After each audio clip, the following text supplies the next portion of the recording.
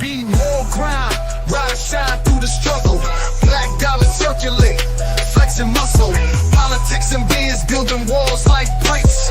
Motown soul rap mixed in the fix. Tiny cover spitting truth, microphone holder. Past the noise scene, watch growth in the folder. Black biz bright spotlight in the dark. Hustling hard, lighting sparks in the park. Be more new, where we breaking glass ceilings. All black everything, income healing. Donnie Glover, flip the script, let's go. Black Wall Street, roadmap, be more flow. Real talk, stock rise, dreams ain't looking hollow. Blueprints, handshakes, enemies wallow. Baltimore kings, queens, crown on the throne. Legacy built, stone by stone. Headlines, deadlines, moves in the background. Politics, money clips, elevate the town. Black beard strategists, wealth can't be missed. Twist the plot, make the whole world twist. Be more news, success we inhaling. Victories, iron rest, no detailing. Donnie Glover, rise to shine, let's glow. Focused on green, black Wall Street in tow.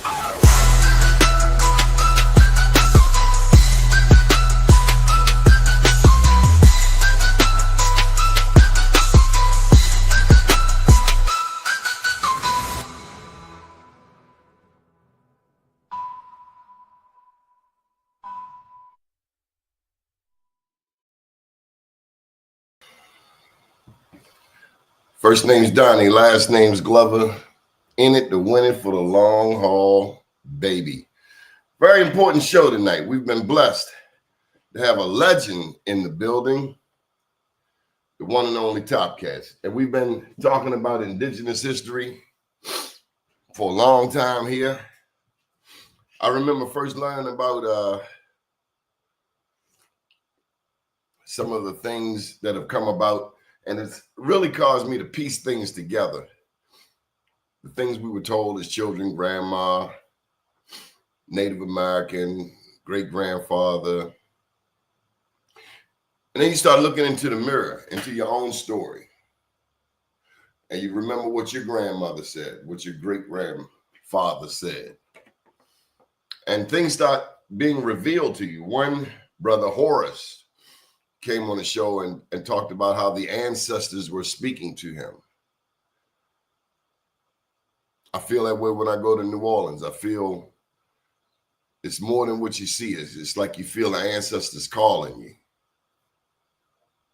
telling you to wake up, telling you to look around, see the evidence of who we are, where we come from. And that's the question we've posed on the show. Who are we, these people? Last night, I heard a term that I hadn't quite heard before as it relates to melanated people. The brother Horace, he said he got red in his skin. And then you think back to the movies we've watched, Cowboys and Indians. And more it's become clear that the story we've been told has holes in it. Something ain't right. Some things don't add up. Some things do. We've been talking about the mound pyramids, Monk's Mound, all across North America. Never paid them any mind. There's one right over here in East Baltimore. I think Patterson Park, Collington Square, a mound pyramid made of grass and steps. You got to step back to see it. Some of these things are right in our face. I remember the first well-known author guest that we had on the topic of indigenous Americans talked about some of these things that are right here in our faces. How America has more pyramids than Africa. Who would have thought to ever ask that question? So while many of the people are younger than me, I'm 60. I don't think Topcatz is anywhere near 60. But he ain't no spring chicken either. But it doesn't matter. Doesn't matter the hours you put in. It matters what you put in those hours. And he's brought some things out. Mike Lane first said it. And I actually heard Legendary Topcatz allude to it in a tape I watched today. I didn't want to watch too much. I wanted to give him an original interview. Now I'm based on what I saw, what I think I saw, what I think I heard, to give him a fair shot to speak his piece. But as an older person, and with this new information, of course, we're dealing with cognitive dissonance. You've been believing this is light the whole time, and then come to find out that this, what you thought was the light, is not the light. We thought this was the light. We thought this way. I am open. I am open to common sense. I'm open to some theories. I'm open to some new constructs. We've historically followed, I'm guilty, following the Afrocentric model.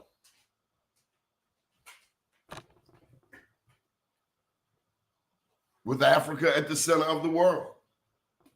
I grew up in that school.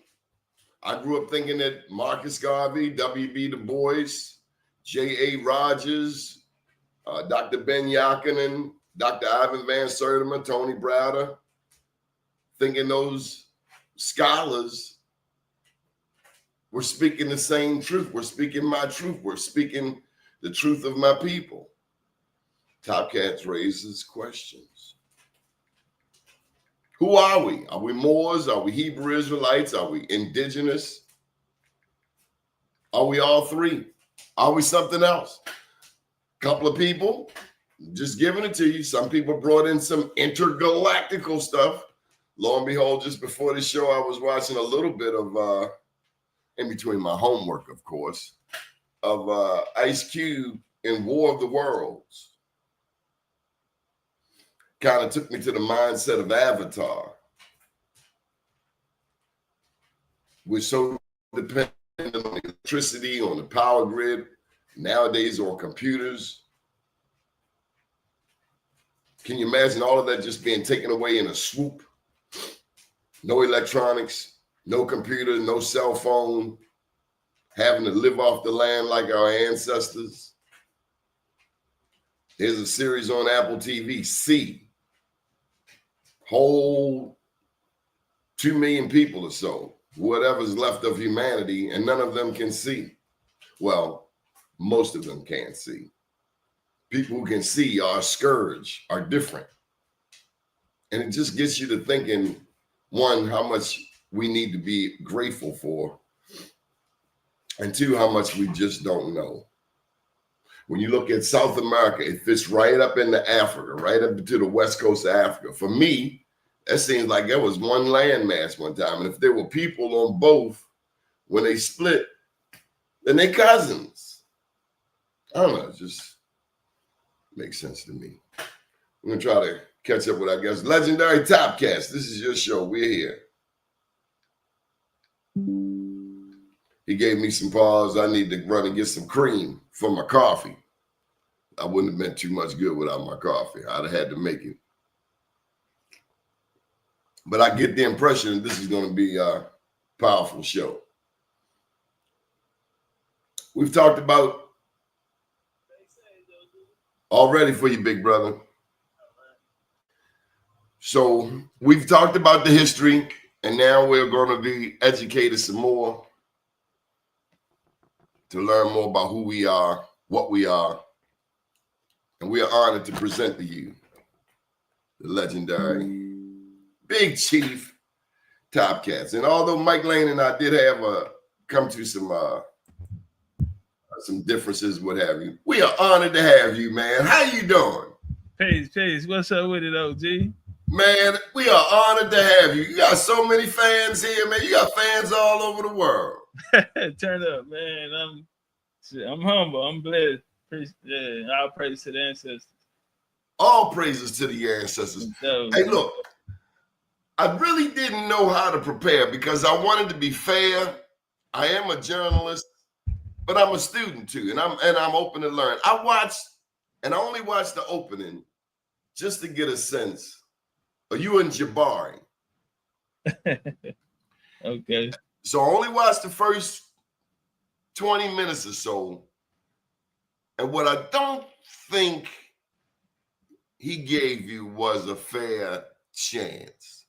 Because if I'm going to prove to you that Afrocentrism is the core, and I bring to you somebody else's notes, somebody else's book, then I really haven't proven anything. I've just brought you some references. Right. On the other side, from an indigenous perspective, that seems to be the strength is the oral tradition. I agree, the oral tradition is very strong. That's how we know what we know. But that's where I don't think he gave you a fair chance to listen and understand that there could be a different way. I'm open to it. Who can prove who was where?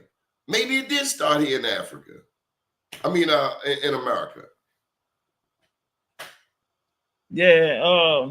Well, that debate right there. Believe it or not, I was a rookie. That was my rookie year. They brought me in to basically lose.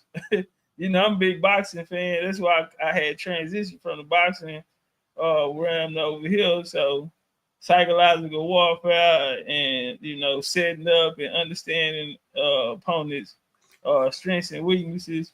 I know that's why my first round, when he went, it was basically like I already knew his playbook. But I actually got the credit for winning. So on the polls, I won on both polls, and they replayed it this year, and I won by even larger margin. So yeah, I knocked out the champion in my rookie year. Yeah. How did you? Was you said it was your grandma who gave you the stories? No, it actually was my aunt who started me off. And so I always play video clips of her, you know, teaching me how to do my genealogy because, and she also saying that she was 17. So if you would have watched, I guess after we do the interview, you can go back and watch the whole video. So it's supporting there where Shanetta asks, how do you know that you're Indian and not African? And so I don't want to tell you.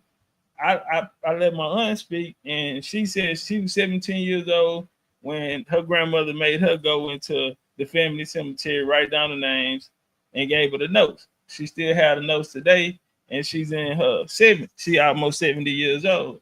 And so this had been a tradition in the family. And she chose me, and it's a picture of my second great grandma that I always show. And my family were, she let me know that we were chiefs of the tribe, 1855. Our signature is on signing for the land here in Texas, on the oldest reservation in Texas. So me knowing that, you know, that's why I teach foundation. Start at the beginning. Who are you? Let's take away the history and become my historians, because we've been taught world history. Or someone told us we had hidden history, unknown history, but 95% of the people you ask if they have an Indian grandparent, or if they had these stories in the home, they would say yes. And so once we leave outside the homes and we have these great men like you spoke of earlier, Dr. Ben, Dr. Clark, Asa Hill, I mean, Ivan Van Serter, the list goes on. And you know, they wasn't saying these things, but today we find out that they are Leonard Jeffries. His family was Powhatan. He said his mom used to ask him to speak about that information. We have Runoko Rashidi, who said he grew up Cherokee. His family told him he was Cherokee. When he got older, he got into the African paradigm. Kaba, Booker T. Coleman, his mom and dad's side. And so now we're hearing these, you know, master teachers speak about it, but there was a time where they had us in a space of Afrocentrism as they were trying to, you know, build that paradigm up. And they actually did a good job, because it's not until now that we're breaking those curses. One name that came up And this one you really caught me leaning. The guy Herskovitz. Okay. That some of the original Afrocentrics were Yeah. funded from Yeah. outside of the community. Right. So I mean, I don't know any who was funded inside. You know, if we go back to the Harlem Renaissance, whether it been Marcus Garvey, hold on, well, I can't show him here. But you know, Marcus Garvey, we had the commandment keepers at the time, you know, with the Hebrew Israelites started out from, which Garvey was a big, you know, influence in that. Where you had Matthew, Rabbi Matthew, you had Josiah Ford, you had these people create the commandment keepers. Well, Garvey was from Jamaica, Rabbi Matthew was from St. Kitts. So a lot of these people came, Cecil, that ran the African Brotherhood, a lot of these people came from the islands and came in the Harlem Renaissance, giving us identities which we had already had. And so that influence in 1923, you have eugenics. They had a sister program funded by the NRC, and Franz Boas is gonna get the funding. Well, he had a student, Melville Herskovitz, who was into, at the time they were he was into going back to craniometrics and you know, wide nose, big lips. When we hear those, they come from Melville Herskovitz's work. And so he wanted to see what was the identity of the people here. So he had people like Zora Neale Hurston, who was another one of his students, him and Franz Boas at Columbia University, who took him to Harlem, and they went to schools there and they measured children to see if they were, you know, Indian, Negro, Indian, white, or black. And he wanted to prove that. Now his record showed that that we were more African, because before I start this out, OG, we got to understand one thing, that there was never a person that looked like us that came to us first and told us that we were from Africa and had culture in Africa. This whole concept comes from Melville Herskovitz. Melville Herskovitz is the person that said that the Negroes in America do have a culture that cultures in Africa. So his life work was to create this paradigm of us being in Africa. There's no scholar ever, or historian, or speaker that ever came before Melville Herskovitz and told us that Africa was our culture. And so from there, we'll see him work down. He get African Studies. He's the founder of African Studies. Now, the sister company of African Studies is how we know John Henry Clark. Now, John Henry Clark come out of the Schomburgs. He was back then with Kwame Nkrumah, and those Africans were coming over back then to Harlem and places like this, going out churches and mingling with our people. Which Kwame Nkrumah, he was taught by a guy that worked at in North Carolina for 40 years. His name escaped me right now, but it'll come to me. They were that was Anna, a government program that he came through, and he taught at Livingston College.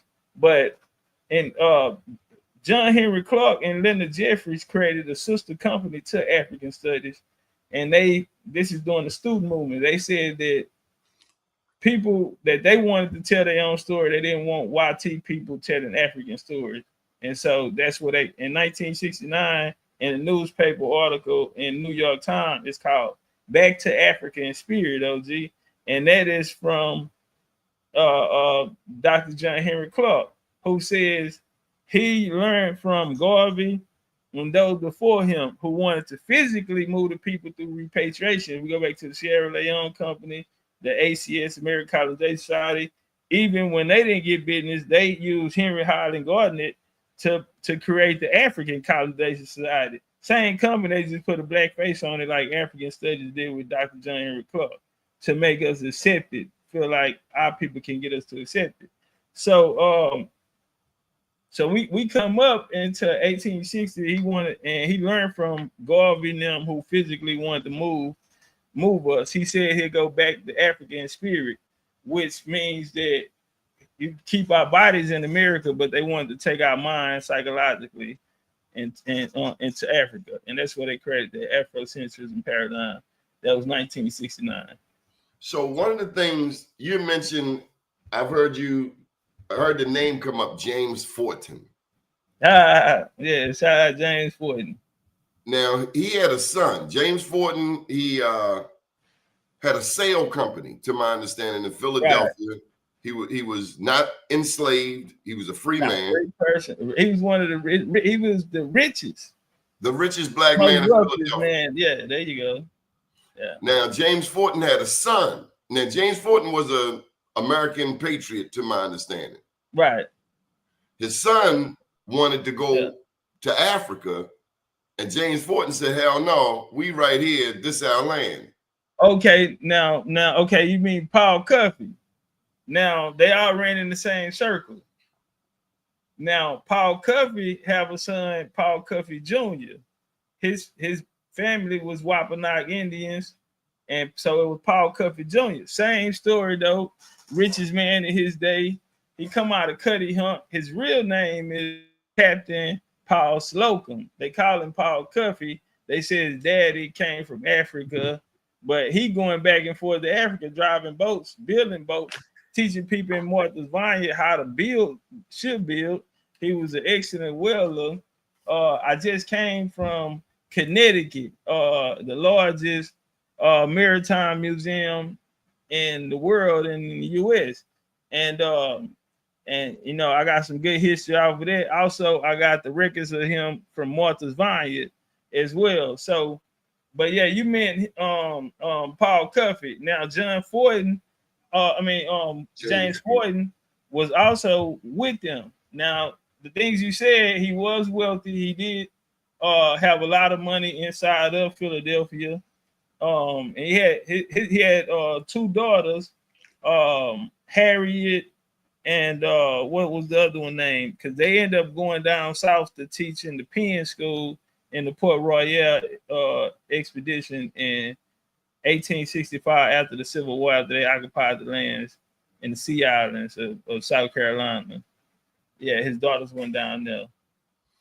So I want to understand your understanding of immigration. So when we go and leave the U.S., like you said, we have gone to Nova Scotia. I think it was the Civil War, was it Revolutionary War. After the Revolutionary War, the British sent expatriates, black or melanated expatriates to Nova Scotia. And from there, they were sent to Liberia, to Sierra Leone. The thing that always got me about Liberia is, why would a black man from America go there and start naming stuff George Washington and Thomas Jefferson? I will not claim to be the most scholarly, but that right there, it's like, why am I take that there? Because it was colonies. It was all about commerce. So the whole story that we speak about this timeline, especially when they put it at 1492, is all about commerce. So we see European commercial empires who are looking to establish themselves in the colonies here. And we'll see that in 1606 with the Virginia Company of London. Then we get the Plymouth Company, the Massachusetts Bay Company, things like this. It's like British East India Company, similar thing. Yeah, the British East Indian Company. First, it was the Dutch. The Dutch was Dutch East India Company. Yeah, it was the Dutch West Indies Company, and that was, you know, they actually initiated the first domestic slave trade here with the Mohegans and the Mohawk Indians. 1836, William Keith was over the West Indies Company, serving as a governor. He chose to go to war, and he put the Indians against each other, the Mohawks against the Mohegans, and it was a big rebellion after that. They slaughtered a lot of people. So, but yeah, that was the beginning era. But it was something you said though, OG, in the beginning. when you had started off, it was something you had said. Well, let's see. The Pan-Africanism was interesting. Who we are, who other people have told us we are. We have the oral tradition to fall back on. I don't know, but I got a $1 trillion question for you. Okay. Did we have ships? Yes. Like I said, I just left the largest maritime museum in the United States. And so I mean, they have old ships from back then that sailed the Atlantic all the way up to World War ships that fought in World War II. So any type of ship, yeah. So I just left a place in Connecticut, in New England. So I did a New England tour, Pennsylvania, Jersey, Connecticut, Boston. Went up in areas like that and got a lot of their history that's not talked about. But that's where the maritime actually took place. So if we notice here, we have Bristol, Connecticut. Bristol is one of the largest ports that's going to take place in this transatlantic story. Now we have Bristol, Connecticut here. We also have Bristol, Rhode Island, which sits off the Atlantic. These places will play more of they will have more so they use the timber to ship build out of Connecticut. They got their timber out of Connecticut, but the ports that they used was the Bristol that came out of Rhode Island. Now you have Bristol in Europe, but they don't get their maritime in order coming down to the late 1800s, going into late 1800s, going into the 20th century. And so I just left Europe about 2 weeks ago, and these are things that I picked up out there. Not only that, but I spoke with David Elches, the guy that created slavevoyages.org, and he agreed that the fastest ship came out of New England.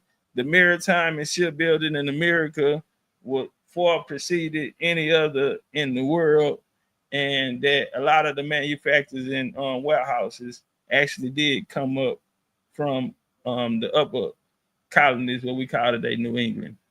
So I guess my question, let me put it a different way. In the Americas, did we travel out? Because the story painted to us is that Africa came here from the West of Africa into Brazil. You can coast into Brazil. Did we go out? All right, so we'll start it like this here. Every story of every people we hear, when they say they're migrating, they're walking. I think that's really important. Whether it be from the Hebrews who said they walked out of Egypt. Now I ain't said tripping, but we just going. That's what the book say. The Native Americans say they walked across the ice bridge. Oh, gee, how did the Africans say that they left out of Africa? Walk. They walked. They walked around the whole planet, including large bodies of waters. But there was a people in the world who had a science of shipbuilding and maritime. They understood the seas, the currents, and the routes. The same routes that we use today, naval, military, cruise, are the same routes that they used from back in the day. After the fall of the Bronze Age and the opening of the Iron Age, a lot of that information went underground, and they created these secret orders to hide the information and the knowledge. Now, what is my proof that we went overseas? Well, Egypt itself was a colony of America. The gods of Egypt they served gods that came from Tameri, land of the gods, such as Hatshepsut. Such as when we go inside Hatshepsut tomb, we find pineapples, we find grapes, we find corn. Hatshepsut was known for sending sending out 3-year voyages that took 3 years for them to return. And they will return with this. That's why they find the tobacco in the mummies. That's why they found the cocaine in the mummies. We are the innovators who are going around the world creating colonies. So our story here in Americas is what they use for organized religion around the world. Why do I say that? Because all of these religions, they're the person that they're worshiping is a resurrection deity, where it be Osiris with Kemet. He's a resurrect. He died and came back. Now we see a lot of people with those attributes. So a lot of people get down on the Christians about Jesus and say, "Well, Jesus, he has the same birthday as these other gods." Well, that's because they all have the same characteristics and they're all the same people, but they're coming from a person. What is a resurrection deity? Well, they call it a green man. What is a green man? That's why Osiris depicted as green. Here we have Bacall, he depicted as green. And you're at Westminster Abbey, there's a green man of Jesus with the sprouts coming out. What is that? That means agriculture. So, and we find even in the Bible, people like Tammuz, when you go into the Sumerian, they're weeping. Why they're weeping? The women are weeping deities, the Black Madonnas, they're weeping. They're weeping because April showers bring May flowers. This is harvest and this is agriculture. So once we got the agriculture and taught people agriculture, they didn't have to follow herds. They didn't have to follow the animals to eat in a nomadic way. They were able to use the land, use the resources from the land, and stay in one spot long enough to create something as a pyramid, as a mound, or as a community of for our people to live in. And so I think that's something that needs to be said. One more thing, Scotland. Scotland is real big on TikTok now with the youngsters. They're saying they found their American cousins. Well, we share a lot of surnames with them. Not only that, in Scotland, there's a place called the Rising Temple. The Rising Temple was created by the St. Clair family. The St. Clair family is who they talk about in the movie The Da Vinci Code. Now, the movie is about a bloodline that goes back to Christ.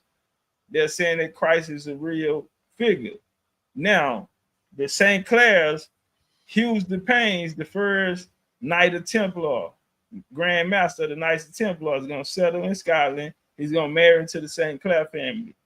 Henry St. Clair built what is called the Rising Chapel. Inside the Rising Chapel, we find cactus, we find Indian corn.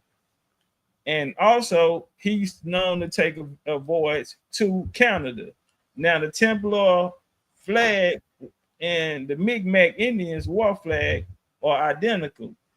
Another indication that our signs is around the world. One more I'll leave you with is the purple people. Now, who they call the purple people? The Phoenicians. Who were the Phoenicians? The Olmec. A lot of people say that the Mende were the Olmec. Well, that's BS. And no disrespect to Ivan Van Sertima, but in his book, he never cited his sources. Meaning, when he said that a pharaoh from the 25th dynasty came to America, he never named the pharaoh.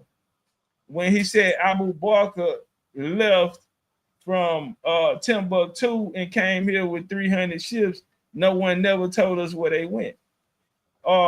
He brought up a lot of these facts. No one never went to go check.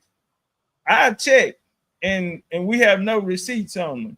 But yeah, to show you have what's called the purple people. And here they went and created the first highly civilization in Europe called the Minoans. So you find the Minoans. The Minoans are going to have colonies. You're going to go into the Mycenaean era.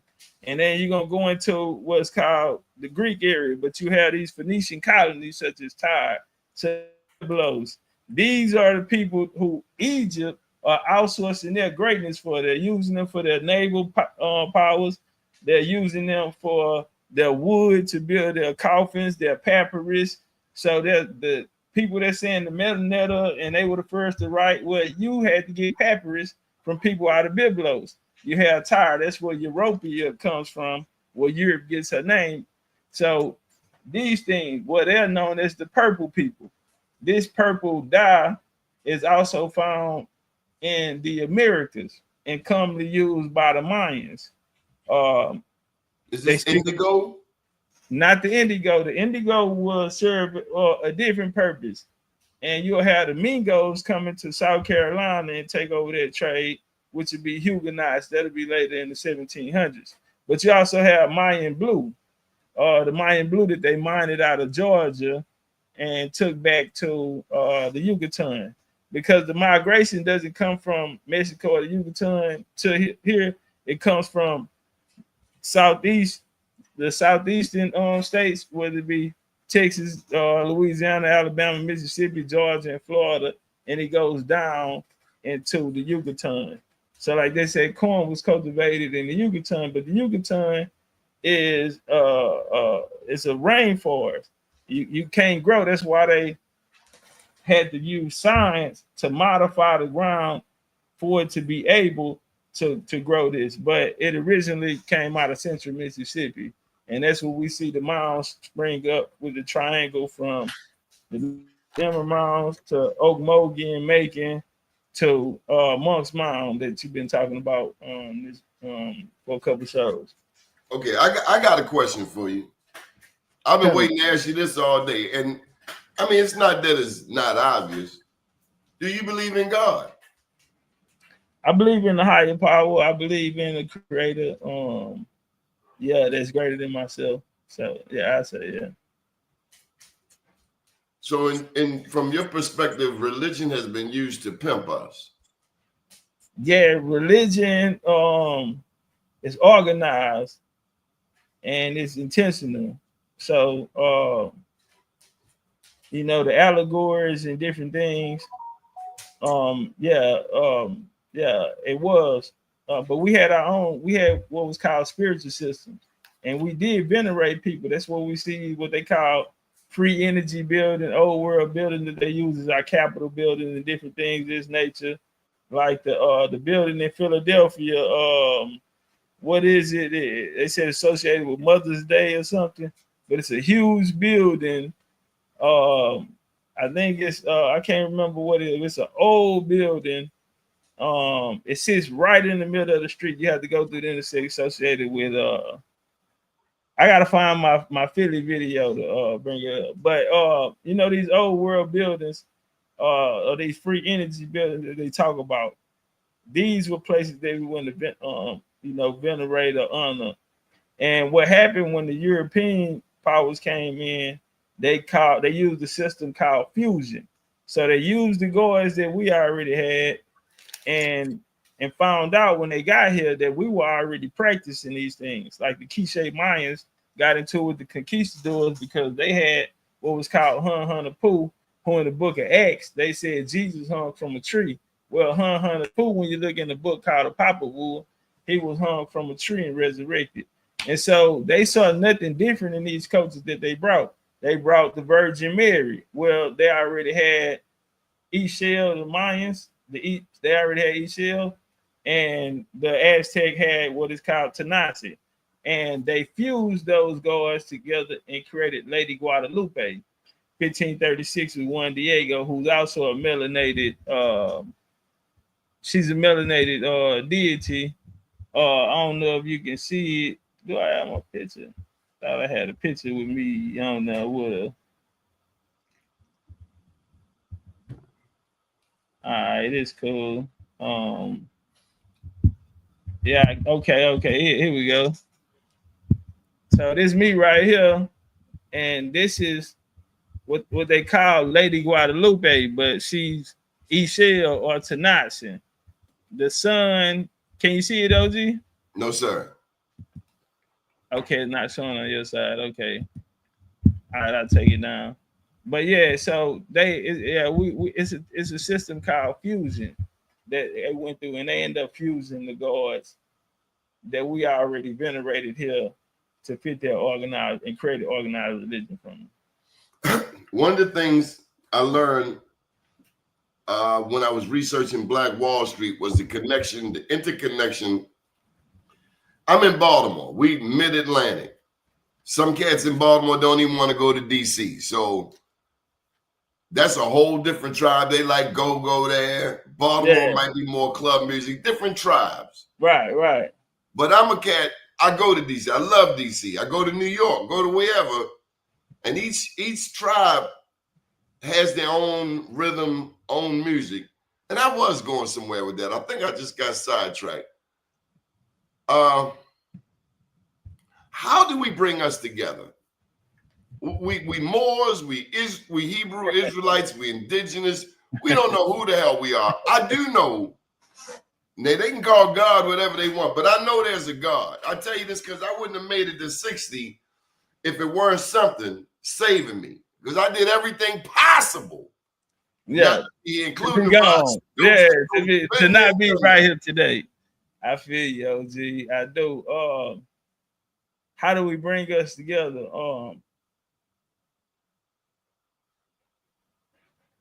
You said something has come out that I've learned, and I never posed this question to myself.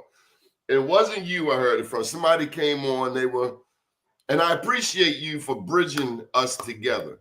But they raised the question about our connection to Africa, and what I appreciate about what you're doing is you're willing to listen. I think if elders listen to you and give you respect, we might learn something.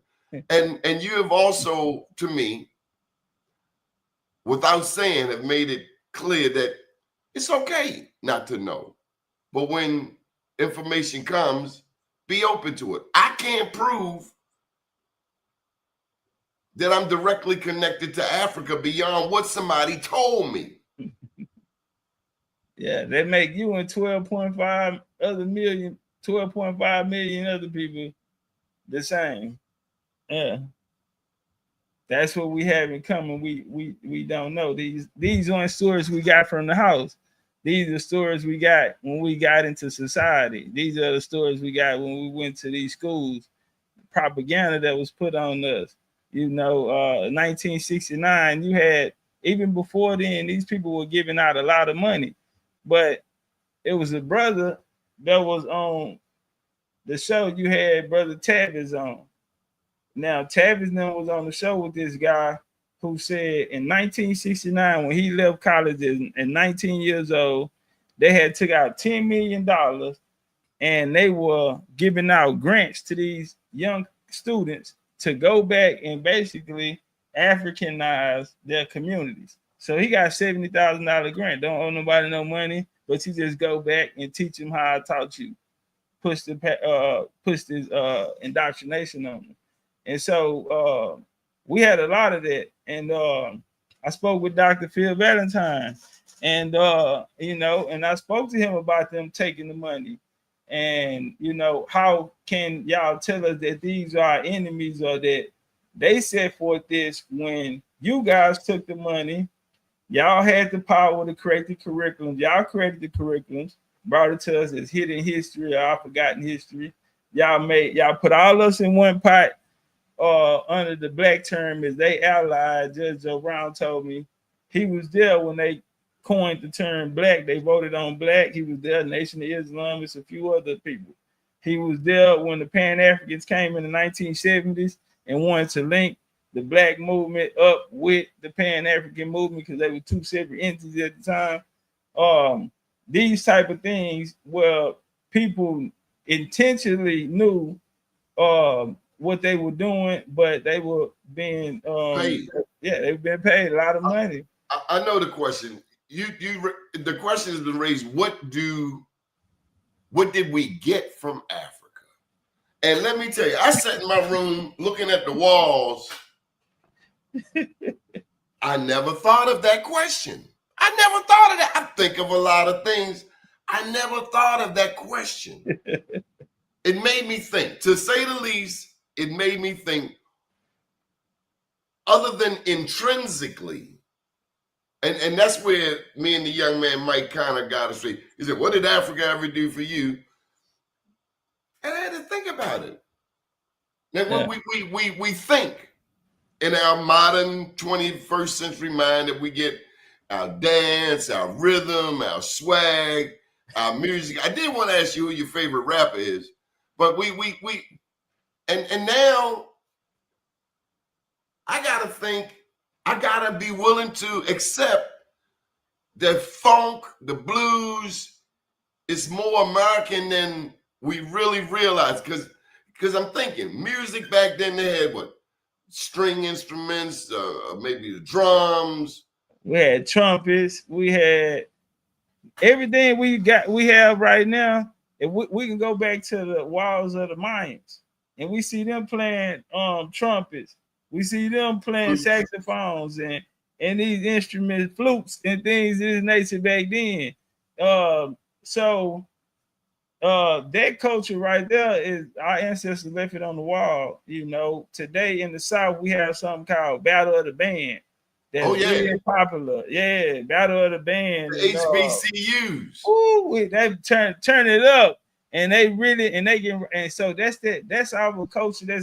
That's why when I came, I think the message that I had resonated with a lot of people because I told them the culture that you live in today is the culture you've been living in. That's Indian culture. That's indigenous culture. People call it country. They used to laugh at me how I talk. I'm country. But it's indigenous. We live off the land.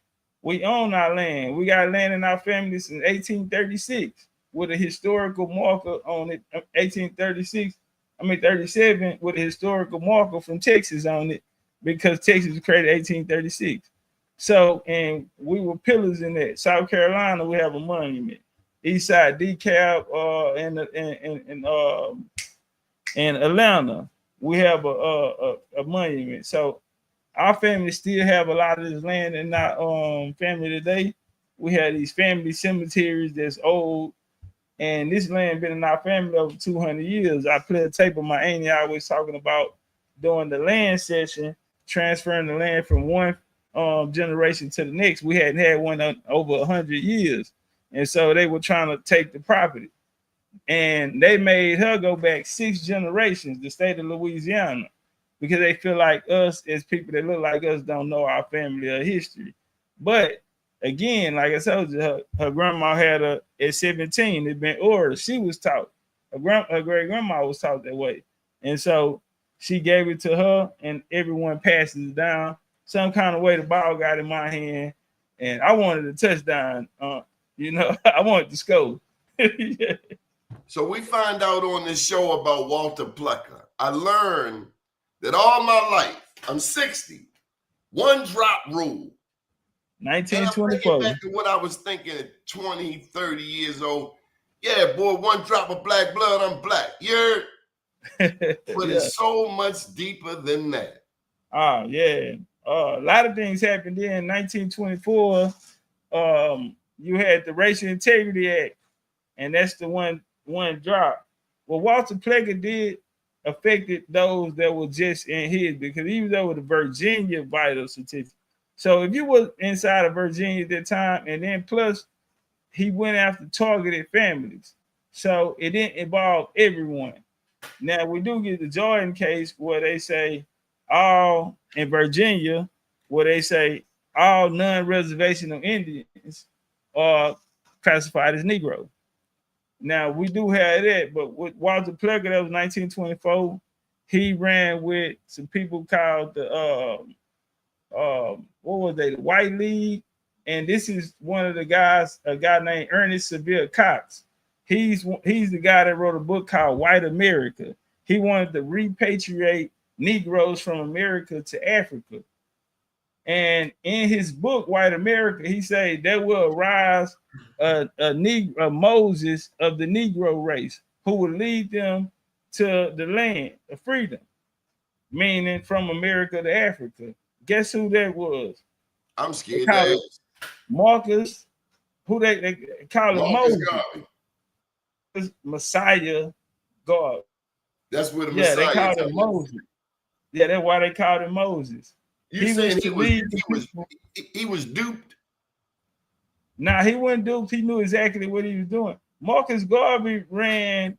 He was a timekeeper on a plantation in man, where my boy Carimio from? Yeah, he was a timekeeper on a plantation. He come from a wealthy family. There's a lecture with Dr. John Henry Clark speaking, saying Marcus Garvey come from he was born with a silver spoon. His family were wealthy. A lot of them hid their wealth. A lot of those families changed their names. Even the guy that started the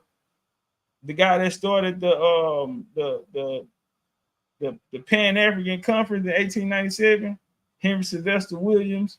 Well, they lied about where he was from, and because they were hiding that these people family were actually plantation owners. So the slave master and the plantation owner, they trying to tell us this the white boy, and the whole time it's them.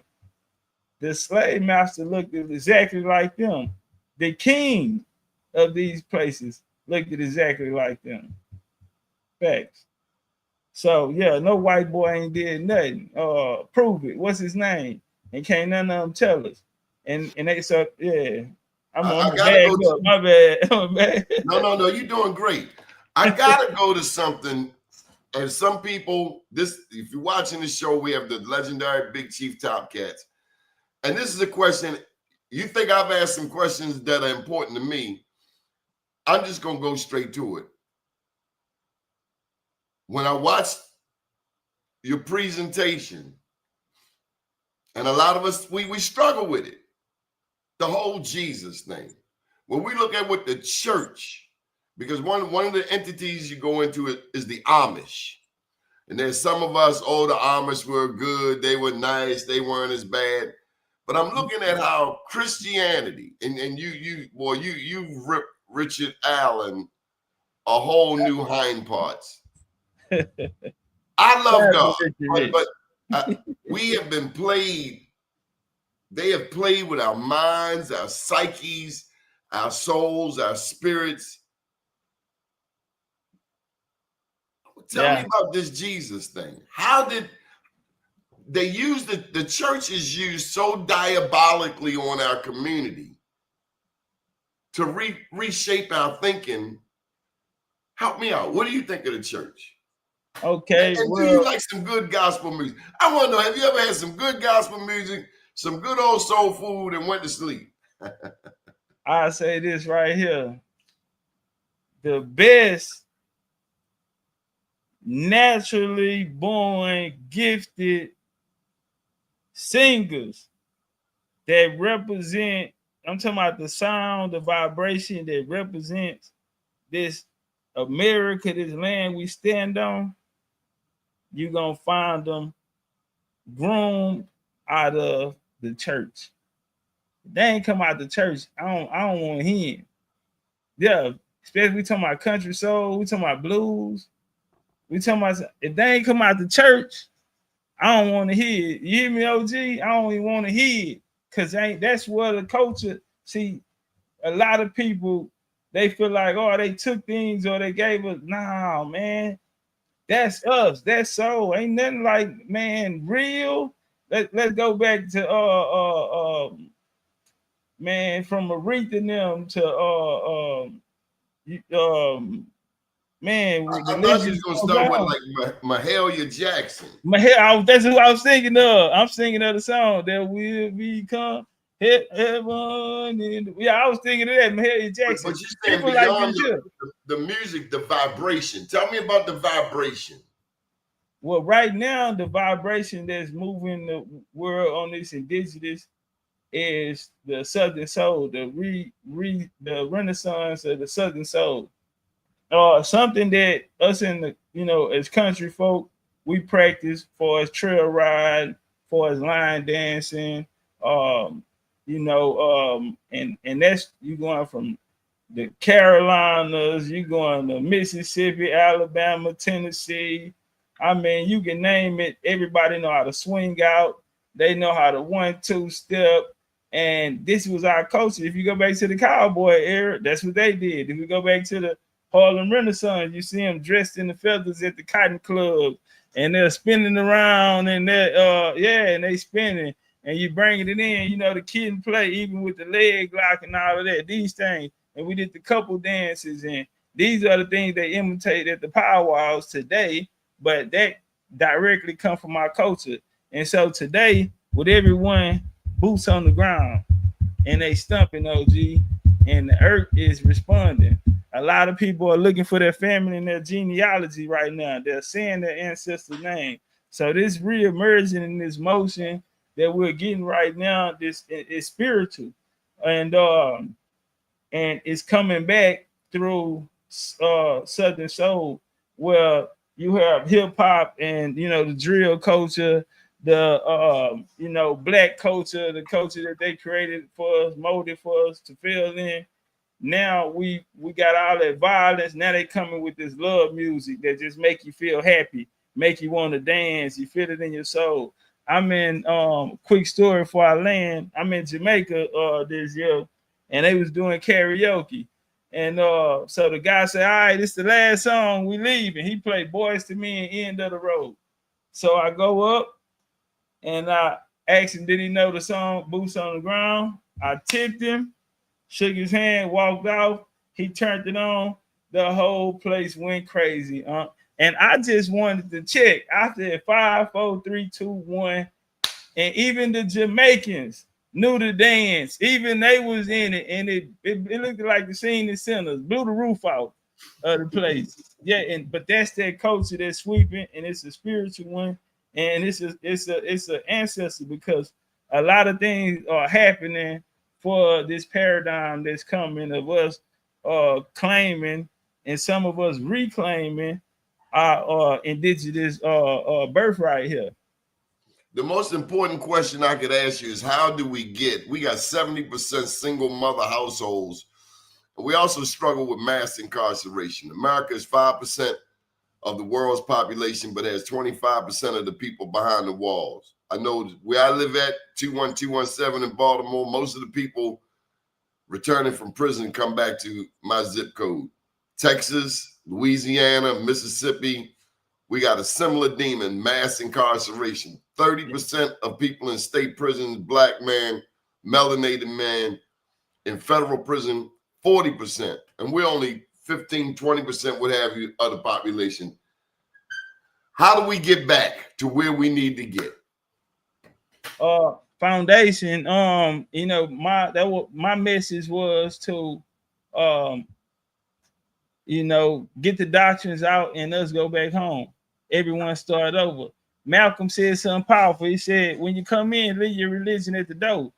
But man, that was hard for him to do. Why? Because they was already religious.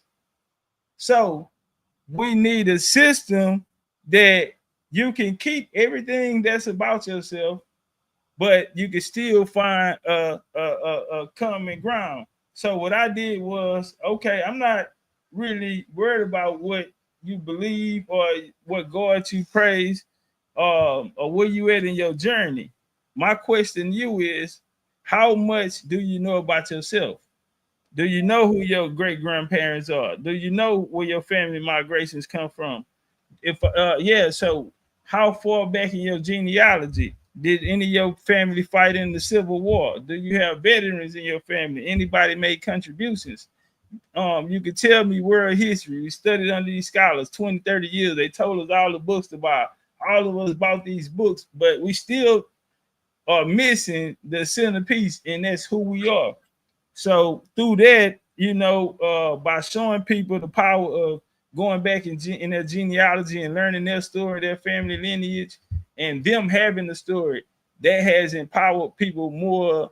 I've seen that empower so many people to the point that it's more of us than it is Pan-Africans. And when I first came on the scene, the Pan-Africans ran it. This was their world. They bullied they were the bullies of the block. And I came out and I said, line them up one by one until it went no more. Until we're here today. I'm on here with OG Donnie, and it's more of us than it's more of them now, because a lot of them, even if they're FBA and these new groups that are picking it up and pushing it, their message still came from me, their foundation. Who are you? You want reparations? Well, that's a legal matter. Can you, if you're going into court, you need evidence. You have to prove what happened to you. We can't just say, oh, we were black and slaves from Africa. You're gonna have to prove who that slave was, prove who the enslaver was, what tribe did they come from, what year did they leave Africa. All of these questions that these leaders, Pan-African master teachers taught us, they gave us the offense on OG, but they never gave us the defense to protect ourselves in case somebody countered us. If they act, okay, I'm a slave from Africa. Okay, what part of Africa? They didn't give us the answers. They just gave us a generalized curriculum that I think they did a poor job on. And instead of collectively putting us all together, it's impossible because we don't have the same parents. If you don't have the same mother and father, then you don't have the same story. So everyone is unique. We have our own story. We have to trace back starting from ourselves, and we have to act like we lost our keys. You're not going to go back 5,000 years ago to the pyramid builders, the mound builders, to look for your keys. If I lose my keys, I'm going to go back to the last place I was at, start from where I'm at, and I'm going to work my way back. That's what we have to do in our genealogy and learn who we are versus what we are. Again, I say this in closing. They taught us the history, not knowing that one day they would have to fight. And that's how people like brothers like Jabbar, shout out to Jabbar, very intelligent brother. But I had a strategy that I knew could beat him because I knew that how they were taught, they were only taught offense and they weren't taught defense. So did he ever, and I didn't watch it, did he ever connect with his indigenous roots? He came out swinging. Yeah, he have indigenous roots, but for his African, nah, he couldn't prove it. He came out and said, 3-0. He said that only 2 to 3% of melanated people have indigenous roots, and he sounded like Skip Gates at Harvard. Because how do you know 2 to 3% of all these black people? How do you know that? How did he know that? Where's that information coming from? John Hopkins University or something? Yeah, it's coming from one of these institutions. And so his receipts were Western receipts. When we dealing with the institutions, we went up against them. So like I said, Skip Gates, since you brought him up, right now they have the slave voyages. This is what gives them credit to say that the transatlantic slave trade happened. It's a database on what they use to say where they're getting their numbers from. I can't show it on here, but it's cool. Next time I come on my show, I'll make sure I can share my screen. And I want to say, I'm sorry. No, I was just gonna say this guy, he's 85 years old. He's been studying since 1969. This project is 20 years old, and we went in there and defeated him. And respectfully, he said that this is an ongoing project, and they're relying on scholars and other people to help out. And the information that I spoke about earlier, for us, did we leave this and that? And I said the transatlantic slave trade happened here, leaving here to the West Indies and the Caribbean islands in England. Well, he admitted it. He also admitted that in 1870, on the census, there were less than 1% of Africans living in North America, meaning the population that came after the Civil War was the population of indigenous people already in America. So we weren't descendants of slaves, we were descendants of prisoners of war. Not at all. They don't believe that. Even when you go overseas, I see you are traveling, you've been around the world.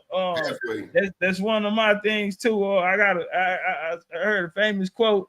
It said, life is a book. And those who don't travel, unfortunately, only read one page. And so when I seen you had been around the world, and I'm like, those experiences I'm the same way. The things that I teach about, I go to the places because I want to know. I want to be able to document and record this to make sure that the generations behind us, no one can come back. We can build a foundation so solid that no one can come back and move this. And by us going through our genealogy and identifying with who we are through our bloodline, because that's all we can be. And that's why our surnames matter, because a lot of these surnames go back to royal bloodlines and empires and rulers and people who contributed a lot to America. And we're reading about our family in these history books and not finding ourselves in the story because they're generalizing and they're not naming names. But that's not their fault, because we're going outside the home being taught this and institutionalized when we're given another story, or we can just go in the family cemetery and find out who we are. It's been here 200 years. So how can someone who just met me tell me who I am? All of those people. You are more, brother. They don't ask you.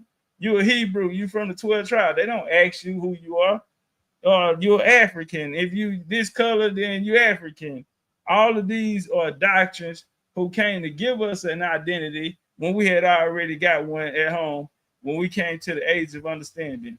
And that was around 5-6 years old. We got those messages, even if we didn't understand it. Somewhere in our journey, no matter what we started at, today we understand and we hear those words clear as day, who we were. All right, so before you go, who's your favorite rapper, man? I gotta find this out.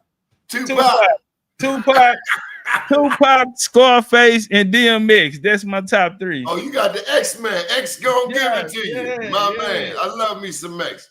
How Tupac, Scarface, and any DMX. final thoughts? You want? I'm gonna give you the screen. Tell them what you. All right. So one thing, we haven't. Man, I'm a independent researcher. You know, I travel, do work. I'm a lecturer. I have hundreds of lectures. My highest lecture is 960 slides, all sourced up, all on American history. And it goes so in depth. That's why they're so long. 700 slides, 800 slides, lectures, 600. And I know I broke probably Guinness. I can get into the Guinness World Record probably. But I'm also an author. I wrote 6 books, or authored 6 books. 2 of them being children books. You can find them on I'm Not Black, I'm Indian, Miseducation of. Okay, I had them ready. I say, man, I'm gonna be ready, folks. They're in the house. But my website is bigchiefuniversity.com. I do want to say this. On 11/22, November 22, we have what's called FAID, FAID, Foundation American Indigenous Day. So we travel as a group as well. So we've done, this is gonna be our 19th group trip together. All of these mounds that you show, OG, the pyramids and all of those, we've been going as a group for the last 3 years. And we're going on our 19th group tour this year. So now we're opening it up to the public. Went on Stone Mountain this year. I don't know, did you get to see that footage? Us at Stone Mountain? No, sir, but I've been there. I was in Georgia in can 83. You pull it up? Can you pull it up? Stone Mountain, yeah. Yeah, go to my page and it's gonna be, what is it gonna say? American Indian Greatness. This is just 1 minute. No music in it or nothing. So yeah, this is a little bit of what we do. We did pyramid tours. We've been on 2 international tours, and we just trying to find people who walking that journey who are looking for themselves in the story. I think the most powerful thing you can get someone is knowledge of self. Now they tell us knowledge of self was the knowing the history of the world or ancient history, when it's not fitting or helping for the day that we in today. Can't do nothing for us. We have to create something that fits for the world we living in. We just they tried to unallow the president yesterday. They unallowed another political figure who was big with the youth, and there's a lot of controversy around that. And so these type of things like this here, I want us to understand that no one's coming to save us. And that, you know, unity is something that we need. So when OG, you found the video? It's called it should be me on the front. If you go to videos, go to my channel videos, and it's American Indian Greatness. This is our land. Bear with me a second. I got no problem. Side. I'll talk to them. Make sure y'all hit the like button out there, and make sure y'all support OG show, Brother Donnie G show. All the hard work he been putting in for all of these years. And share screen. I gotta come back because next time I come back, I'm sharing my screen. We going through some information. Yeah, we're gonna come and go through some hardcore facts. You know, I know you've been bringing a lot of indigenous people on, but we want to bring some. We want to answer those hard questions. We want the hard questions. We want the misunderstandings. We want to make those things clear, keen, so we don't even have to deal with them no more. You know, because a lot of things can very, very easily be proved. And yeah, so I you know, this was just a introduction. It's a warm up, but yeah, there you go. I like your spirit. See, wherever you go, whether it's New Orleans, Brooklyn, New York, the Middle East, the Gaza Strip, it's the spirit, and your spirit has been kind. You've been willing, and that's what I think. If somebody willing to learn, then teach them. And you have right. And my favorite part of the day is Q&A. A lot of people, they run from it. I'm gonna drop the lectures. I'm gonna write the books, and I'm gonna stand there and answer every question. I want y'all to ask me questions because I know what I'm talking about, and I have debt, and I've done the research. I've done the work, you know, and I paid a lot of money. You know, ain't nobody pay for them tickets. It ain't cheap to travel the world. That ain't cheap at all. And then, you know, I like to stay in nice places. So, how did you know you were on to something? When did it hit you? Ooh. Because I retired like 3 times. I only been here 4.5, 5 years. So I retired 3 times. When I felt that it would have had to been after we started meeting up in 2022, because I was iffy about staying. My passion was in it, but the infighting, it wasn't any unity in it, and so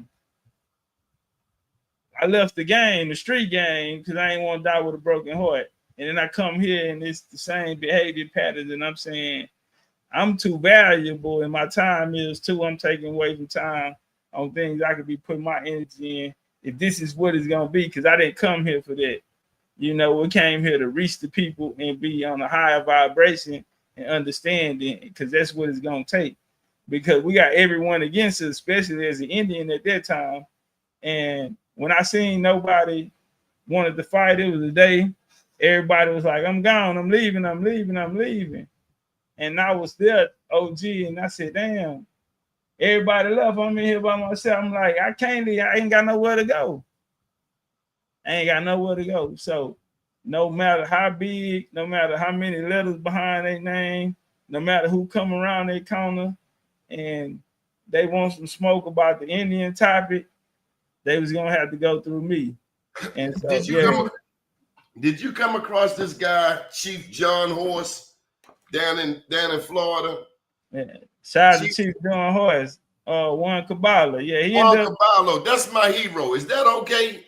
Yeah, that's okay. My kinfolk ran with him, William Powell. They call him Osceola. That's my 8th ancestor. Yeah, it's my 8th ancestor. Yeah, I've been down to Florida. I went down there, Alligator Alley. I went down to the Cypress, Big Cypress, the reservation. I went to Fort Moultrie in South Carolina to his grave site in front of the fort. Yeah, Osceola, my 8th ancestor out of Alabama. My migrated from Alabama to Texas. So they tell me that Texas, we know about Tulsa, 70 to 80 black towns, never talked about. But Right. East Texas, I just need you, this is the last question. East Texas had 500 black towns. Is that so? East Texas, that's one. I'm an East Texas Indian, heart and soul, you know. Yeah, East Texas was where it's a part of the Mississippian Empire as well. We have mounds here too, which are the cattle mounds. And cattle mounds, we have agriculture. Our agriculture is crazy. We have the best cattle down here. The first cowboys come from down here in the Houston area down here. We were the ones that led the cattle drives. Yeah, Pecos, Texas, where the rodeos begin. Yeah, we were those wild Indians on horseback. East Texas, the food culture. We eat the soul food. We eat the seafood. We brought together blues and created Zydeco with the blues. Music called Zydeco. East Texas, the towns there, a lot of them are impoverished today or low populations because, like me, I'm second generation from the country, but my family still have a lot of land out there. I'm talking about like 100, 150 acres, 200 acres on this side, still going back from the 1800s. But so that's why I'm still country like this, because my mom, they went back and forth from the country in the summer, but I was raised in the city in Texas. So I'm like a third, 1.5 generation city boy outside of the country, East Texas. Yeah. Ain't nothing wrong with being from the country. Baltimore is in Maryland. Maryland is technically the South. Yeah, they call it the South. Yeah. Y'all in the Mason-Dixie. And yeah, with the country, now I had no problem with it because country culture has woke up the world. You know, Beyonce got all the women out here with the cowgirl hats and the boots and all of that. But when the country, the Southern soul music came in and the line dances and that was different. That took over even Beyonce buzz. We hearing people that don't even have a name. We never heard of them coming out of small towns like Florence and backwoods in South Carolina. And they playing this music and the people are feeling it and dancing. The kids are dancing to it. The elders. It's something that we all can relate to because that's their soul. That's what we all have in common. And that's what we all came together. A lot of us fought plenty wars together. A lot of us was forced to amalgamate into Confederates and to protect and maintain our moral principles. We wanted our land. We were going to protect our families, our land. We were going to protect our families, our assets, and we were willing to give our lives. And we see a lot of our family fought in the war. I have 5 fifth great grandfathers fought in the Civil War. Nancy Shiffley Hanks, Abraham Lincoln grandma is my grandma as well.